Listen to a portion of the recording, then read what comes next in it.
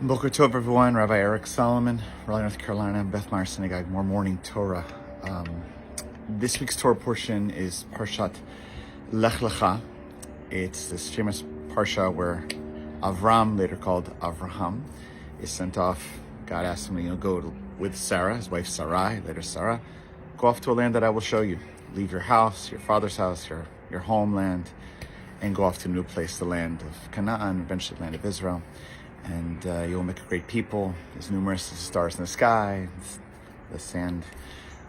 It's a beautiful, beautiful parsha, beautiful description of a vision, really of a dream. In this parsha, Abraham is called Ha-Ivri, first time really identifying as the Hebrew, and Ivri in Hebrew with an ayin vet resh. And my favorite commentaries on this idea, what does it mean to be Hebrew? Ivri is to be over. Now, over is a very interesting, like verb, or ivri, what the roots of it, because it means to break boundaries, to even means to transgress, to sin can mean an avera.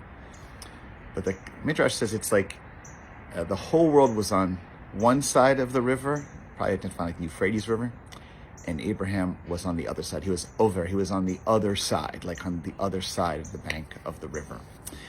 And this idea that Abraham stands alone, that he and Sarah, they stood alone.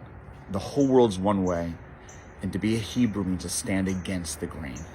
It's a beautiful commentary on what made him great, why he was chosen, is that he's willing to be courageous and go against what everyone else is doing. In that case, often it's referred to as being monotheistic, believing in Adonai.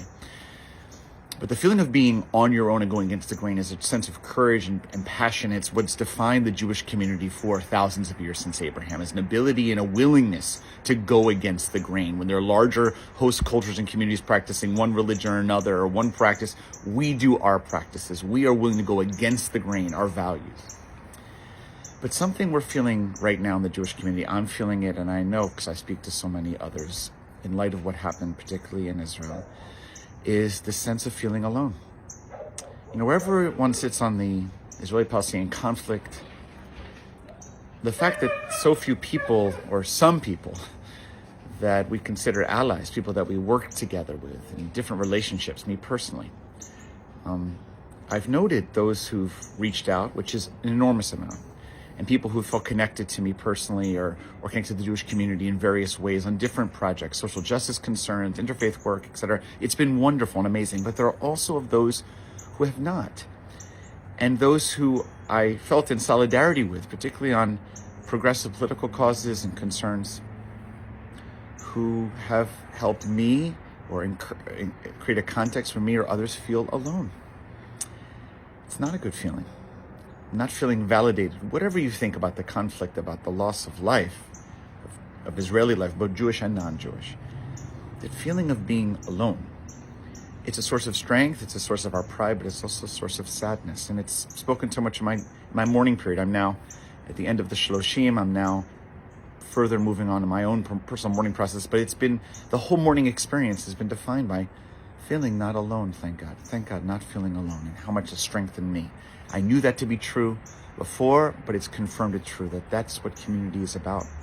That God's presence and love and feeling, it may not always be there, feeling it obvious, until people come in community and reach outs, from cards to notes to texts to WhatsApp, whatever, just to feelings, to actual hugs, to a minyan, to say Kaddish, all that.